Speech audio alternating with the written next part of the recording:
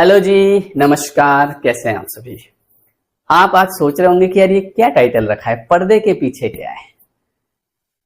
तो ये टाइटल मैंने इसलिए रखा है क्योंकि इसमें आपके मन में चल रहे कई सारे सवालों के जवाब है जो पहले मेरे भी मन में चलते थे।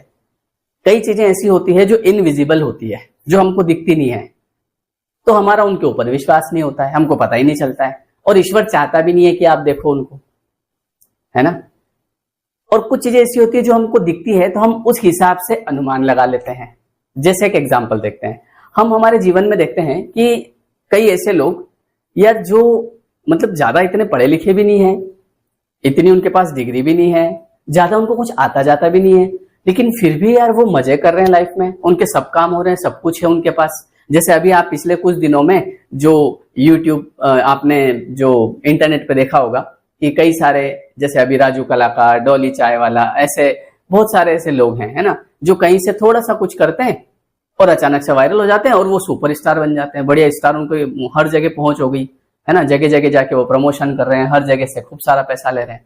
अब हम ये देख रहे हैं कि यार ये देखो, ये ज्यादा पढ़े लिखे भी नहीं है, हमने तो इतनी मेहनत करी, लेकिन फिर भी ये इनकी लाइफ मजे में कट रही है यार। भगवान भी पता नहीं क्या करता है।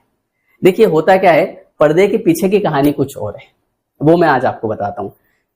कई बार जैसे कहावत भी हमारे इधर होती है, लोग किसी को भी, मान लो किसी की अच्छी सुंदर पत्नी आ गई, है ना, कोई लड़का है जो ज्यादा इतना पढ़ा लिखा भी नहीं है, ज्यादा मतलब गरीब आदमी है, या फिर ठीक है गांव का है, या फिर उसकी शक्ल भी वैसी नहीं है, लेकिन उसकी पत्नी बहुत सुंदर है। लोग कहते हैं देख लो यार, यहाँ हम इतने पढ़े लिखे हैं, है ना, हमारी पत्नी कैसी है और इसकी पत्नी देख लो कितनी सुंदर है। आप किस तरीके से देख रहे हैं चीजों को। देखो दुनिया क्या देखती है और ईश्वर क्या देखता है, वही मैं आपको बता रहा हूं कि पर्दे के पीछे क्या है। ऐसा कई लोगों के साथ होता है, मैंने देखा है ना। आजकल इंटरनेट पे लोग कमेंट भी करते हैं, ऐसे किसी ने अपनी पत्नी के साथ वीडियो डाला तो लोग नीचे हंसते हैं उसके ऊपर, है ना, कि देख लो यार क्या क्या हालत है? देख नहीं लो, आप देख नहीं पा रहे हैं। दुनिया वाले क्या देखते हैं, दुनिया वाले देखते हैं पढ़ाई कितनी, दुनिया वाले देखते हैं डिग्री कितनी, दुनिया वाले देखते हैं जानकारी कितनी, ज्ञान नहीं, जानकारी। ज्ञान और जानकारी में फर्क होता है, ठीक है।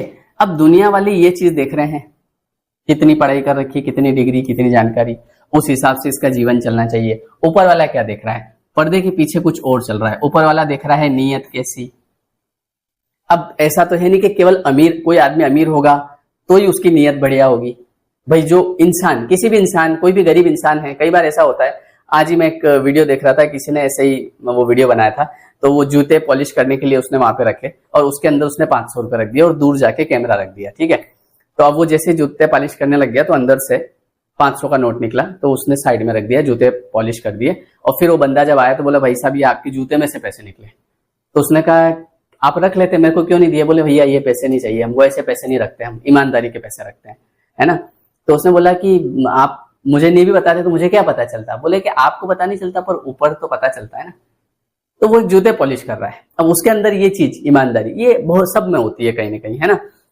ऊपर वाला ये देखता है, ऊपर वाला देखता है नीयत कैसी, ऊपर वाला देखता है कर्म कैसे, ऊपर वाला देखता है भावना कैसी।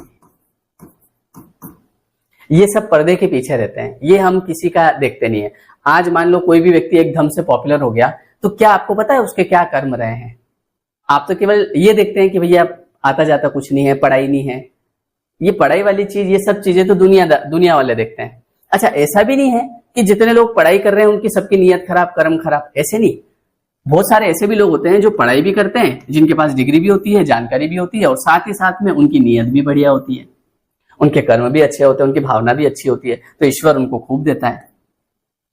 लेकिन ऐसा नहीं है कि हर पढ़ा लिखा व्यक्ति की नीयत साफ होगी, हर पढ़ा लिखा व्यक्ति कर्म अच्छे करेगा। आप देखो बहुत सारे जो बहुत पढ़े लिखे होते हैं, एजुकेटेड होते हैं, वो उनके घरों में कैसा माहौल रहता है, बिल्कुल मतलब कोई अच्छे से जी नहीं पाता। अधिकतर ऐसे लोग होते हैं, मतलब ऐसा नहीं कि सब ऐसे होते हैं, कुछ ऐसे लोग भी होते हैं जो बहुत पढ़े लिखे होते हैं, बहुत एजुकेटेड होते हैं, लेकिन उनके घर में जो प्रताड़ना होती है लोगों के साथ, जो जिस तरीके से व्यवहार होता है, किसी को कुछ नहीं समझा जाता है, समझ रहे हो आप, तो वो वाली बात होती है। तो पर्दे के पीछे है ये। अब मान लो कोई व्यक्ति पॉपुलर हुआ या कोई व्यक्ति बहुत अच्छा जीवन जी रहा है, अब आप उसको अलग तरीके से देख रहे हैं, यार इसको कुछ नहीं आता, इसकी पढ़ाई कम है, मेरी ज्यादा है, लेकिन वो अपने घर के अंदर, वो अपने घर वालों से, वो उसकी पत्नी से कैसा व्यवहार कर रहा है।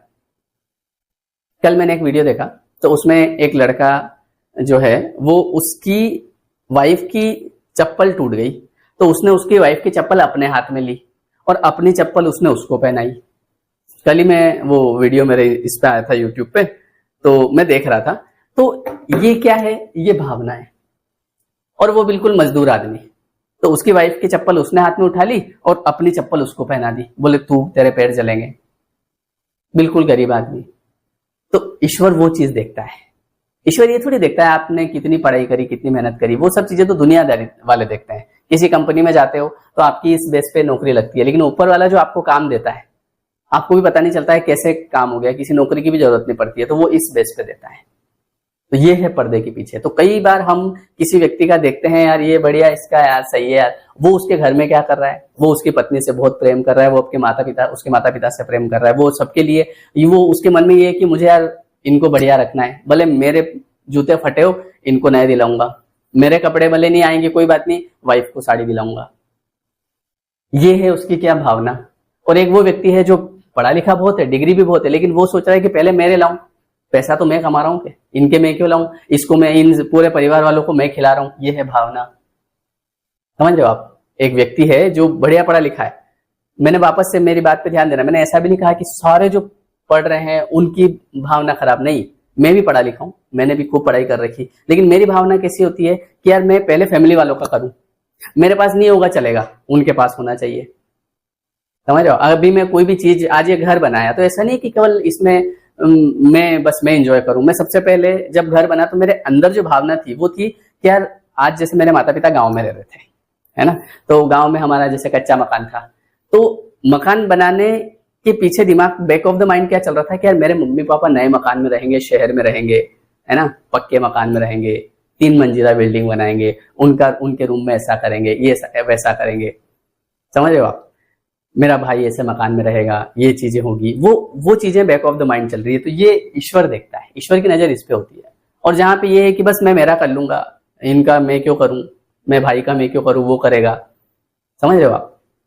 तो मेरे दिमाग में था कि यार एक सपना था कि यार माता पिता एक बढ़िया मकान में रहे। तो जैसे ही मकान बना, तो बना क्या, बनने से पहले ही मैंने वहां से उनको मैंने बोला वहीं चलो, वहीं हम साथ में रहेंगे। तब से हम साथ में, वहीं गांव से हमने सब छोड़ दिया, वहां से सब सामान वामान सब यहाँ लेके आ गए। गांव के घर में ताला लग रहा है। तो बात क्या है, बात भावना की है। वो ये चीज ईश्वर देखता है। और कहीं आपने देखा अरे मैं तो मेरे करूंगा बस, स्वार्थ भावना आ गई, तो वहां पे आप भले बहुत कर रहे हैं लेकिन हो कुछ नहीं रहा है, क्योंकि जो होता है वो परमार्थ में होता है, स्वार्थ में नहीं होता है। अब उन लोगों को जिनको आप आगे बढ़ते देख रहे हैं, ये चीजें तो आपको किसी की दिख ही नहीं रही है, क्योंकि ये सब चीजें तो बताई नहीं जाती, नीयत दिखती नहीं है। भाई मेरी नीयत कैसी है आपको दिख रही है? हाँ, अगर आप मुझसे मिलोगे, मुझसे बातचीत करोगे, मेरे साथ रहोगे तो आपको पता चलेगी, है ना, मुझे जानोगे तो पता चलेगी नीयत कैसी है। मेरे कर्म कैसे, मैंने क्या क्या कर्म कर रखे हैं आपको पता है? बताओ आप। अपने कर्म इंसान, क्योंकि गलत कर्म कहाँ करता है वो करता है कोई देख नहीं रहा हो, कोई देख नहीं ले, कमरा बंद करके करेगा, है ना, या वो कहीं पे कोई है तो नहीं, किसी को पता नहीं चल जाए, मेरी वाइफ को पता नहीं चल जाए, मेरे घर वालों को पता नहीं चल जाए, कोई देख नहीं ले, ऐसे ही करेगा तो पता तो चले, किसी को चलेगा नहीं। और जब वो किसी के सामने आएगा तब तो वैसा आएगा, इनके जैसा तो कोई आदमी नहीं है। भावना किसी को दिखती है क्या? मैं आपकी भावना देख सकता हूँ? आपके अंदर क्या भावना चल रही है? नहीं देख सकता हूँ, जब तक आप मुझसे बात नहीं करेंगे। हालांकि हम पत्र पढ़ लेते हैं लिफाफा देखकर। हाँ, अगर कोई व्यक्ति जो है वो मुझसे बात करेगा ना 15 मिनट, तो उसकी बात की जो टोन होगी उससे मैं उसकी भावना कैसी है वो पकड़ लूंगा। 15 मिनट उससे बात करूंगा, पता चल जाएगा। परमार्थ क्या ये पता चलता है मुझे आपके अंदर परमार्थ भाव है कि नहीं? क्योंकि आप वैसे भी जो हम दान करते हैं वो तो वैसे भी इस हाथ से देते तो इससे दिखाते नहीं है। तो ये सब चीजें हम इंसान की कभी नहीं देखते हैं। अभी राजू कलाकार जो है वो वायरल हो गया, खूब सारा पैसा आ गया। अब उसने अपने जीवन काल में क्या किया है तो हमको पता ही नहीं है। हम तो बस उसको ऐसे जज कर रहे हैं कि कम पढ़ा लिखा है, इसने कुछ मेहनत नहीं करी। पर मेहनत यहां होती है। ये भी वेद व्यास जी ने महाभारत में एक बात लिखी है कि धर्म से अर्थ की प्राप्ति होती है। आपके पास अगर अर्थ आ गया और वो अनएक्सपेक्टेड तरीके से आ गया, आपको भी पता नहीं यार ये कहां से आया, तो वो अपने आप नहीं आया है, वो धर्म से आया है। और धर्म का मतलब क्या है? नीयत साफ, कर्म अच्छे, भावना अच्छी, परमार्थ का भाव। अपने लिए कुछ नहीं, अपने लिए सब भगवान करेगा। और जब आप ये सोचते हो, जब आप सोचते हो कि मैं अपने लिए कर लूं, तो इंसान अपने लिए भी नहीं कर पाता। जब इंसान सोच ले कि यार मुझे दूसरे के लिए करना है, एक घर में जो जैसे महिला होती है, मान लो आज मेरी मम्मी है, मेरी वाइफ है, तो वो जब खाना बनाती है तो वो मेरे उसके अकेले की थोड़ी बनाती है, मैं बना लूं, क्यों मेरे खाना आप बनाओ, मैं क्यों बनाऊं? वो मेरे बना रही है, मम्मी पापा के बना रही है, उसके बना रही है ना। ये क्या है? ये परमार्थ है। और जहां ये आ गया कि बस मैं मेरा कर लूं, वो स्वार्थ है। तो स्वार्थ में कुछ नहीं होता है। तो इसीलिए अगर आप इन चीजों के साथ ये भी आपने कर रखा और साथ साथ में अगर आप ये भी जोड़ने लग जाएं, तो अपने आप आपके जीवन में चीजें ठीक होने लग जाएगी। और जब तक अगर ये नहीं करेंगे, ये सब पर्दे के पीछे की चीजें हैं। कई बार आप लोग देखते हैं यार सर, हमने तो देखा कुछ लोग तो इतने बुरे कर्म करते हैं लेकिन फिर भी उनके साथ अच्छा होता है। तो कुछ चीजें उनकी जो आपको दिखती नहीं है वो अच्छी भी रही होगी, और जो आपके सामने कर्म हो रहे हैं वो बुरे हो रहे हैं, तो उनका भी रिटर्न वापस आएगा। वो अभी जो अच्छा आ रहा है वो सब इनका रिटर्न है। बात समझ रहे हो? इसीलिए मैंने आज का टाइटल लिखा कि पर्दे के पीछे क्या है, वो किसी को दिखता नहीं है। एक और चीज आपको बताता हूं पर्दे के पीछे, कि आप ये देखो कि ईश्वर हर समय हमारी मदद कर रहा है, लेकिन फिर भी कई लोग ईश्वर में हम तो नहीं मानते। आप देखो जैसे ही हम इस धरती पे आते हैं तो सबसे पहले हमारे हर चीज की व्यवस्था हो जाती है। हम तो पैदा होते हैं, हमको तो समझ ही नहीं पड़ती है, यूं करते रहते हैं। अगर कोई छोड़ दे तो हमको पता ही नहीं चले, यूं नहीं पड़ जाए अपन। लेकिन पहले उसने लोगों को भेजा, माता पिता हाथ में लेके झुला रहे हैं, पानी की व्यवस्था, खाने की व्यवस्था। जब तक आपके अंदर समझ नहीं आती है, जब तक हम समझदार नहीं होते हैं, तब तक सब व्यवस्थाएं अपने आप होती है। कौन कर रहा है? ईश्वर कर रहा है। ये सब पर्दे के पीछे चल रहा है। फिर जब हम समझदार होते हैं तो हम कहते हैं कौन ईश्वर, कौन भगवान मैं नहीं मानता किसी भगवान को। तो फिर चीजें बिगड़ना शुरू होती है। फिर वो बोलता है ठीक है भैया एक काम कर, तू करके देख ले। कई लोग ऐसे होंगे इस वीडियो को देख रहे होंगे कि जिनके अंदर अध्यात्म आया या जो भगवान की तरफ बड़े हैं, उनको किसी ने कहा नहीं है, अपने आप कुछ हुआ उनके जीवन में कि अपने आप उनका मन लगने लग गया। ऐसा हुआ, बस वो कर्म से होता है। तो इसीलिए जब तक आप इन चीजों को नहीं करोगे, जैसे कई बार मैं एक और चीज बताता हूं, आपने देखा कोई आपसे छोटा काम करने वाला व्यक्ति, जैसे कहीं आप मॉल में गए, वहां चौकीदार है ना, वो बाहर खड़ा है, आप उसको किस भाव से देख रहे हैं? आपके दिमाग में उसके प्रति कैसा नजरिया है? तो छोटा आदमी चौकीदार है। आप कहीं कोई ऑटो चला रहा है तो उसको किस भाव से देख रहे हैं? कहीं कोई आपके घर में काम कर रहा है तो आप उसको उससे कैसे बिहेव कर रहे हैं? वैसा ईश्वर आपसे करता है, क्योंकि जैसे उसके लिए आप हैं वैसे आपके लिए ईश्वर है। जैसे आप किसी को कुछ देते समय, किसी को मान लो 100 रुपए का काम ले लिया किसी से, उसको 80 पकड़ा दिए, है ना। कोई घर में जैसे काम करने आया या आपके यहाँ कोई काम करता है, 3000 रुपए आप महीने देते हैं, आपने उसको 2800 ही पकड़ा है, हाँ चलो 200 तो कोई बात नहीं, तो ईश्वर भी आपका वैसा ही काम जमाता है। फिर ये चीजें होती है। तो ये सब पर्दे के पीछे की चीजें हैं जो हमको किसी की दिखती नहीं है। और इसीलिए लोग, इससे हमेशा याद रखना है, ईश्वर क्या देखता है उस पर काम करो, लोग क्या देखते हैं उसके साथ साथ। मैं नहीं बोल रहा हूं लोग क्या देखते हैं वो मत करो, वो भी करो, लोगों को भी बताओ क्या दिक्कत है, क्योंकि लोग तो देखना चाहेंगे हर समय क्या किया आपने। लोगों को नहीं बताओगे तो फिर आप ये चीज भी नहीं कर पाओगे।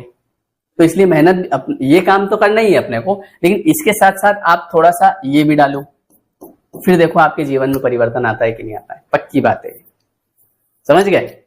वीडियो कैसा लगा कमेंट करके जरूर बताइएगा। और अभी हमने एक मेडिटेशन कोर्स शुरू किया है सुबह 5:30 बजे। तो वो वाला कोर्स हम, वैसे तो हमने 25 से शुरू होना था, लेकिन उसको 1 अगस्त से शुरू करेंगे।